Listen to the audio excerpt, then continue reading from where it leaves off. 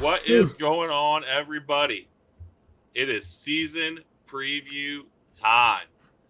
And we've got a bunch of news that's came out in the last week. We've got a QB1. We've got some captains. We've got a Block O recipient. We've got like 7 black stripes gone. What a week. But that's what happens when it's time. Real quick before we get into the good stuff, don't forget, comment on the video, like it, share it. Smash the subscribe if you haven't already. In conjunction, when we get to the 1,000 follower spot on YouTube, we are going to give away that Eddie George helmet. Fanatics COA, all the good stuff. In a world where not a lot of memorabilia can be trusted right now, I can promise you that one's good. But something we've talked about since January, QB1 comes out today. As we have said, we thought it is Julian Sayin. Ryan Day made note of consistency, anticipation, and accuracy. Yeah. I mean, it comes down to, who can you trust with the ball, right? Who's going to protect the football? Who is going to get the ball where it needs to go? Who's going to get the ball out of their hands the quickest?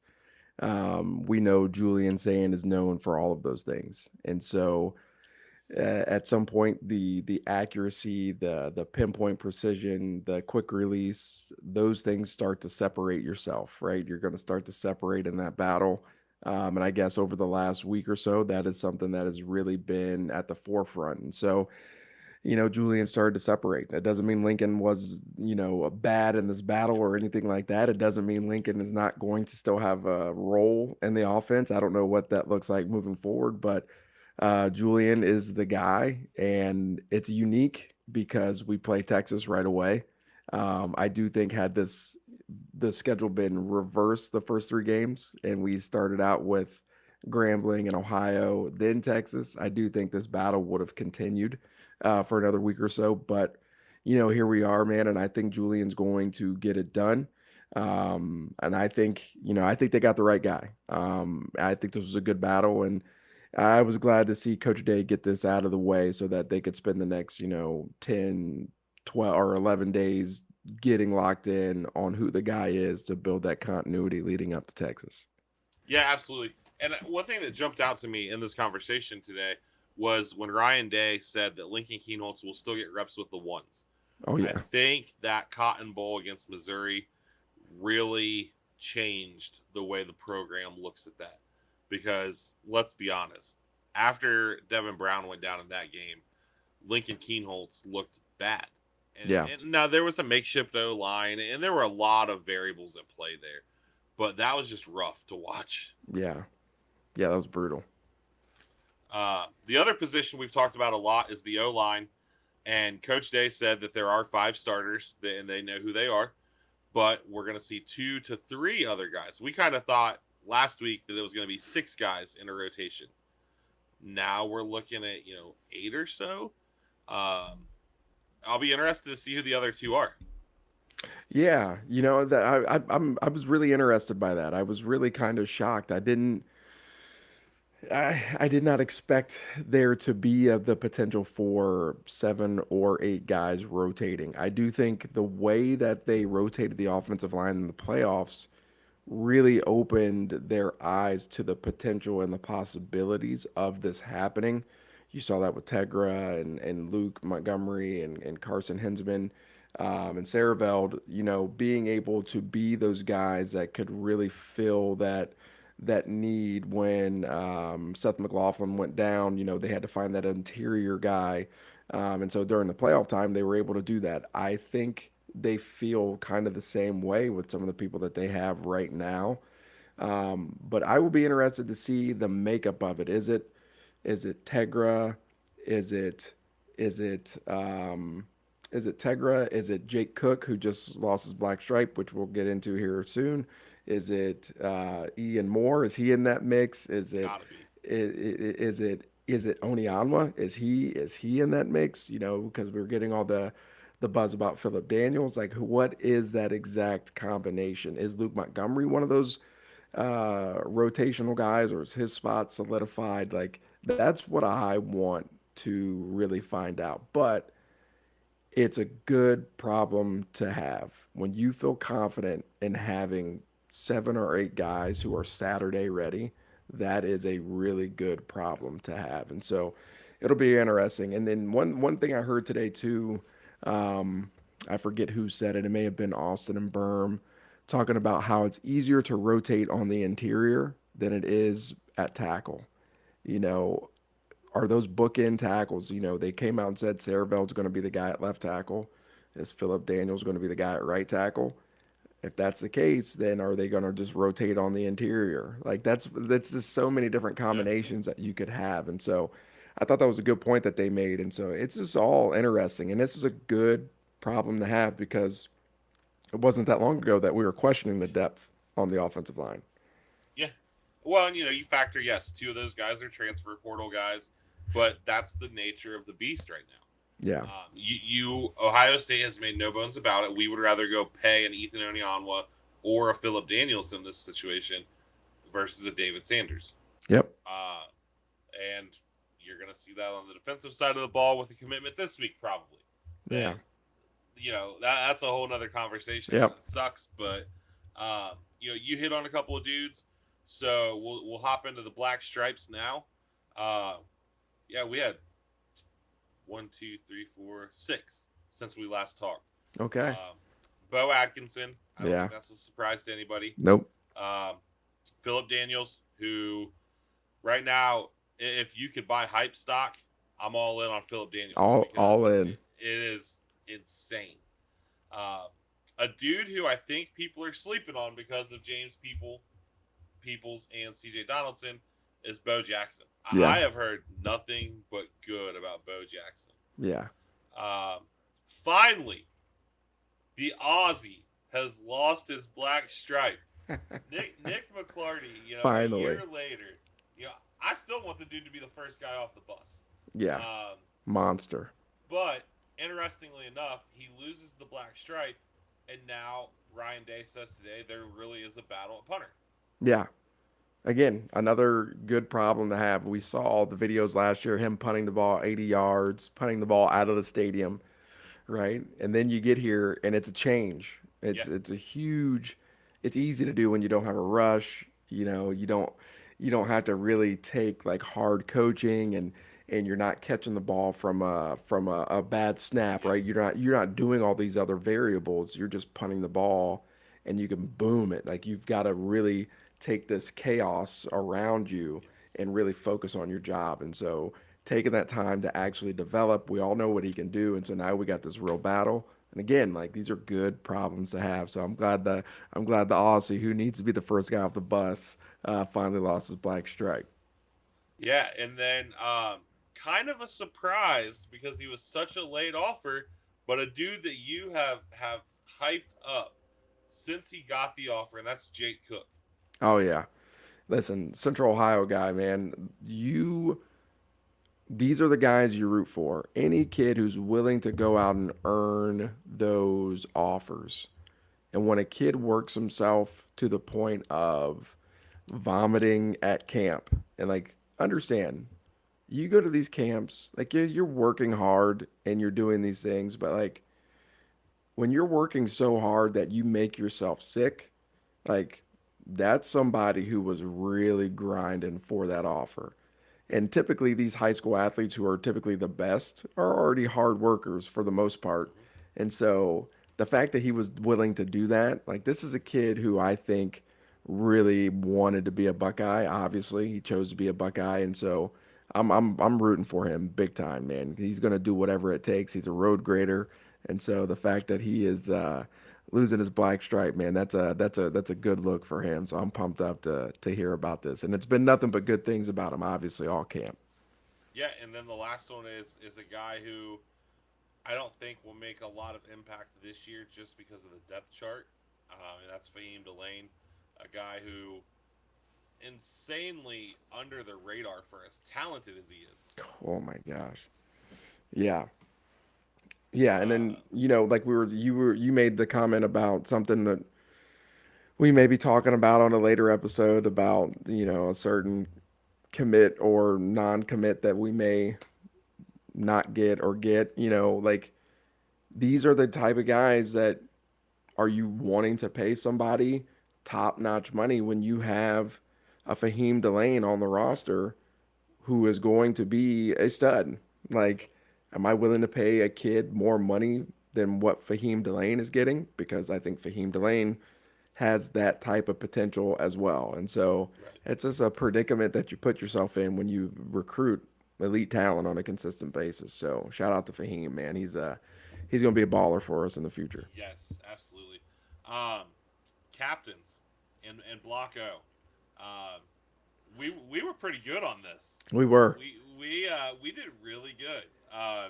Block O recipient, uh, nobody better. Sonny Yeah. Styles, Ohio kid. You know, this is a kid who should be entering his junior year, and not only is he getting the Block O as a senior, he's going to probably be a first round draft pick if he continues to improve with what we saw last year. Yeah. Uh, and then obviously Caleb Downs. I don't think there was any doubt there. Austin Saraveld, we both thought was going to happen based on what you hear all summer. Hmm. And then your guy, Ennis the Menace. My guy, man. Dude, I was so pumped up when I saw his name as a captain.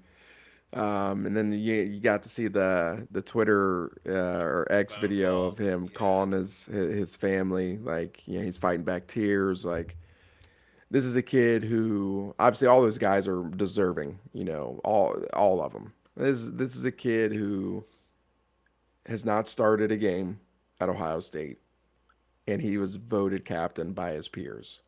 If that's not the definition of a leader, like I don't know what is. Like that is fantastic. And in a day and age where you can go wherever you want and you can leave and you can go chase a bag and you can do these things, like he has stuck it out and he's going into his third year and all of his hard work is paying off and it's so cool to see, man. You see somebody really stick around and bet on himself and hoping that he has a breakout year, and then to see his peers really vote, and appreciate his leadership like that's a pretty cool moment. So shout out to Bi, man. That's a big moment for him and his family for sure.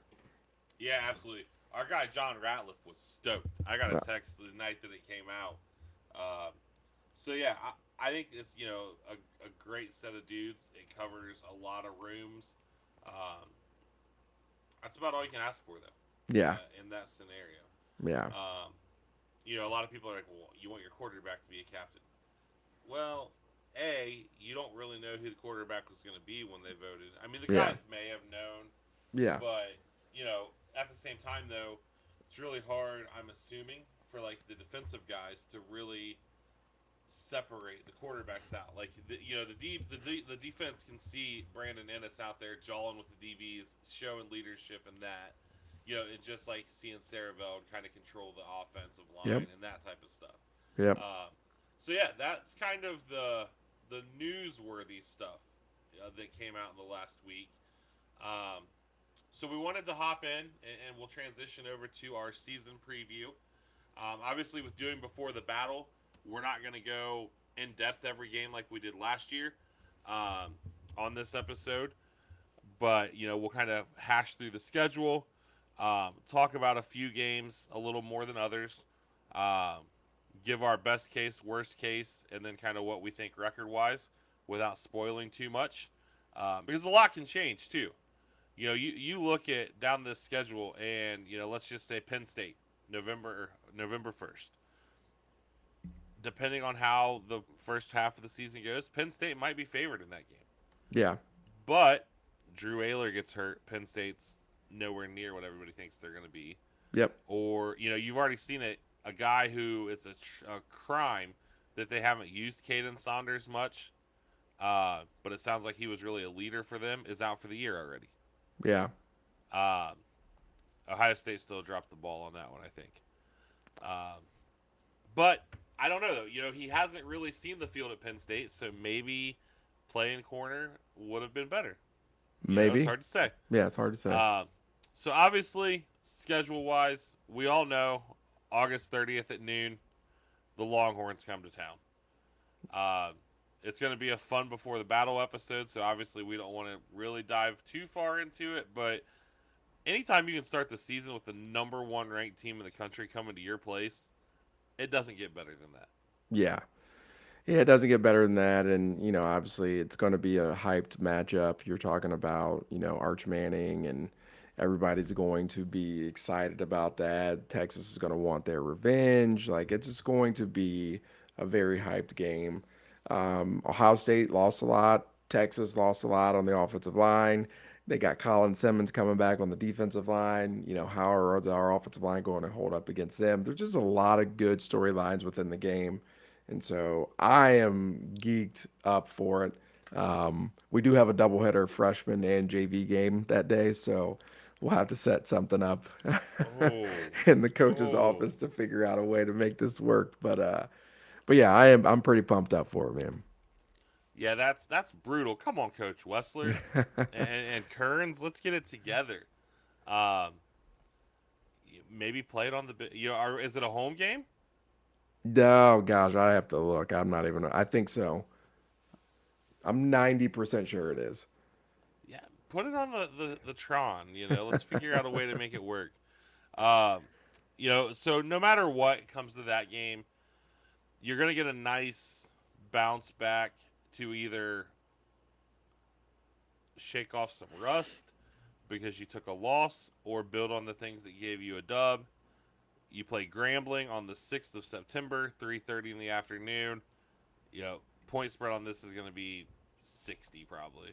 Yeah, Um, hey, then we get a night game. Ohio State fans love night games. love night Uh, games.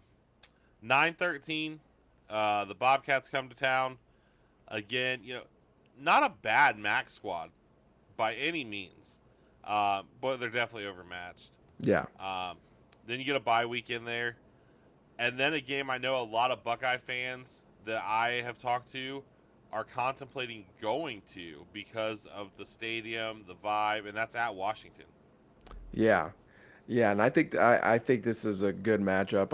Washington is a program that I have a lot of respect for. Growing up, watching Corey Dillon and different guys like that out there.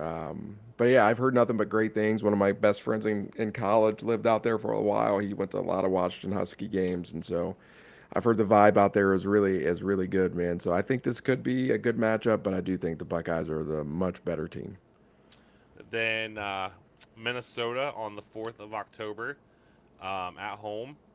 And then the biggest trap game on the schedule Yeah, at Illinois on October 11th. yeah, Illinois could be this year's Indiana. no doubt. No doubt about it. And as much flack as Coach Bielema may get, Duke can coach football, Yeah, and he knows what he's doing, and his guys will be ready for that game, and that crowd will be rocking, and it will be a tough physical matchup, and like you said, it is a very, very, very much it is very much a trap game. There's no doubt about that, and so I think that has potential to be a really, really tight game, and I think the Buckeyes will have to be ready to go. yeah, absolutely. And then you follow that up with a trip to Camp Randall, the Fighting Fickles, where Luke Fickle is going to be fighting for his job at this point in Yeah, the year. yeah, For whatever reason, it just hasn't clicked. I thought for sure he would be able to go in there and recruit, and it just has not jived. yeah. But always a tough environment. Weird things happen when you play at Camp Randall. Yes, they do. And then, interestingly enough, the a bye week after that, leading up to the showdown, November 1st, Penn State always has a bye week before this game, it seems. And now Ohio State gets one too. Yeah, Um, what I truly believe, regular season wise, is going to be the game of the year on the Ohio State schedule. The Nittany Lions come to town. Probably going to be a noon game, wearing black jerseys potentially. Makes no sense, but it is what it is. yeah. Is what it is, man. It's going to be a fantastic matchup. It's going to be a good game. I think. Yeah, I think Coach Franklin will be ready to go for this one. I think he understands the importance of finally winning one of these big games, but I also think the Buckeyes will be ready to go as well. Obviously, it being at home, and it's going to be a good one. I think Penn State is a good program. I think Drew Aller is going to want to go out the right way, and so they'll be ready to go. There's no doubt about that. Obviously, the underlying storyline there is, does Ryan Day go full rosy cheeked assassin and exploit every hole in the Jim Knowles defense that he knows? Yeah, That's going to be interesting to see. yeah, Because Jack Sawyer, JTT, and Caleb Downs are not there. yeah. Now, don't get me wrong. Penn State's got some dudes. Follow that up with the trip to West Lafayette. Another place weird stuff happens, but talent-wise, it shouldn't even be close. UCLA comes to town on the 15th. Senior Day, Rutgers and Shiano on the 22nd, before we end at noon on the 29th of November with the cheaters up north. Yep. And the NCAA said they cheated, so I'm allowed to call them the cheaters up north now. They did. They did confirm. That's a whole, like, that whole thing is so messy. Like, that's why we didn't jump into it, because Yeah. it's an 80-page dissertation talking out of both sides of their ass, if we're being real. So with that said, not the hardest schedule in the country by any means, but some really tough games and some tough spots. Obviously, best case scenario I see is 12-0 going to the Big Ten title game. Yeah. Yeah, I agree with that. I think, obviously starting the season with Texas is always going to be tough. That game is going to be a grind on both sides of the ball, but they're all winnable games. If the Buckeyes show up to play each game, come out and execute, I think obviously best case scenario, they go undefeated. They go take care of business and get to the Big Ten title game for sure. Worst case scenario I see is 9-3. Yeah, I can see that too. I was thinking more of what, I do think 9-3 is probably the worst case scenario. If you take into account the Illinois game, I think the Illinois game is such a good trap game because I think Illinois is a very good team. It's Ohio State needs to show up and play and take care of business in the games, like against the team up north and things like that. But I do think Penn State is going to be a very good team. I think Illinois is going to be a very good team, and I think Texas is a very good team. And so I think those three games can cause a lot of issues. And so I think worst case scenario, I could see the Buckeyes going 9-3, but I do not see the Buckeyes losing those three games, but it is a possibility for sure. Yeah. So yeah, I mean, as far as that goes, my prediction, I guess you would say, I think they go 10-2. Okay. With a berth in the Big Ten title game. Okay. Yeah, I don't know if I can give a schedule, like a prediction on their record yet. I need to do some more studying. But I do think we get over the hump with Michigan, and I do think we make it to the Big Ten championship. I do think those two things happen. I just don't know what the record will be. Yeah, fair. I do think we were a young team, so there will probably be a slip up in there with the first year starter at quarterback. But I do think we take care of business, and Ryan Day gets a Big Ten championship. So interesting that you say Ryan Day, because obviously we always do like bold predictions and that type of stuff.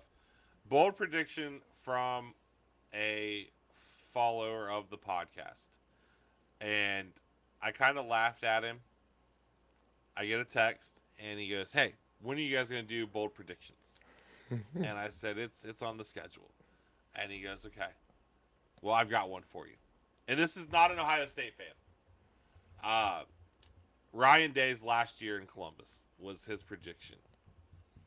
And I'm like, Wow. that's a bold strategy, Cotton. I'm like, I don't think so because I think if Ryan Day makes the move to the NFL, I think it's after RJ graduates. Okay. That's bold. It is. It is bold. That's bold. That is Um, bold. so we talked before we came on about bold predictions or superlatives, I guess you would say. Um, let's just knock them both. I'm going to put you on the spot because Okay. I've got mine written down. Okay. Um, so we'll go bold predictions first. Okay. CJ Donaldson has more touchdowns than James Peoples. Okay. Julian Sayin goes to New York City. Oh. And here's the only reason I say that. Because the easy one would have been to say Jeremiah Smith is going to win the Heisman. Yeah, that's an easy one. The Heisman is a quarterback-driven award. Yeah. If Jeremiah Smith is in the Heisman conversation, Julian Sayin is going to be in the Heisman conversation as well. I agree. I agree with that. And then my third one, Max Clare wins the Mackey Award. I listen. If we get the ball to tight end, like I think we're going to, I can see that 1,000%. And that's also the karma for Harold Fannin not winning it last year. Yeah. Who is going to be a dog for the Browns. Just, let's keep that out there as well. Gosh, he better be. I mean, he's got Grandpa Flacco throwing to him, so. Okay. All right. Okay. All right. Bold predictions. This is tough, man. Gosh. It is. Bold predictions. Okay. All right. Bold prediction number one for me. I don't know if Julian Sayin makes it to New York, but I do think he breaks a quarterback record of some sort this season. I don't know which one, but I do think he breaks one. I like it. My first guess will be the touchdown record because I think we're going to get the ball to Jeremiah Smith so much in the red zone that I think he is going to have I think Jeremiah Smith's going to have 20 plus touchdowns this year. And so I think Julian Sayin will break the single season touchdown record at Ohio State. Boom. Okay. First bold prediction. I like it. Yeah. I could be way off. He may not even come close, but I'm going to go there. First bold prediction. My second bold prediction is that Kenyatta Jackson has more than 10 and a half sacks on the season. He is itching to get out there. And he has not had the opportunity. And so it's his time. And I'm going to speak it into existence. I want that dude to have the best season ever. And so I want him to work his way into a top 3 round draft pick. And so we're going to go Kenyatta. He's going to have 10 and a half or more sacks on the season. And then I think I can give one more. I got to go on the defense side of the ball. I think this year's defense under Matt Patricia will set the new standard for what Ohio State defense looks like at Ohio State. I think that will happen this year. Last year set the standard, in my opinion, of what Ohio State's defense looks like under Ryan Day.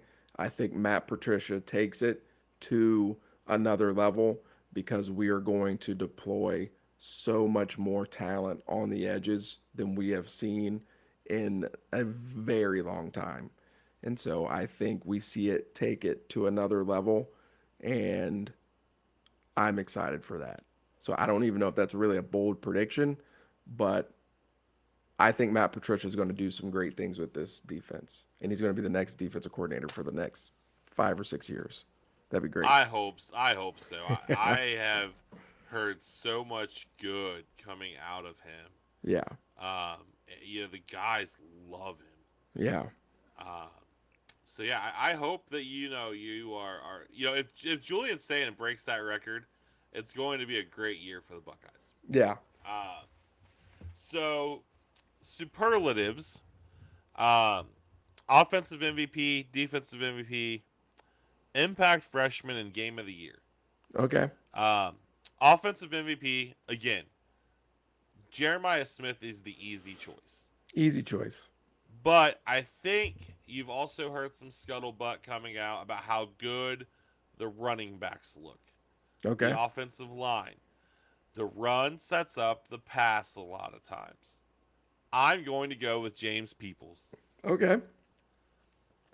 Okay. Uh, defensive MVP, again, you've got the easy one and Caleb Downs. But I think there's a guy who allows you to do some crazy things with Caleb. I think you're going to see Caleb in the nickel, and that's Sonny Styles. Yeah.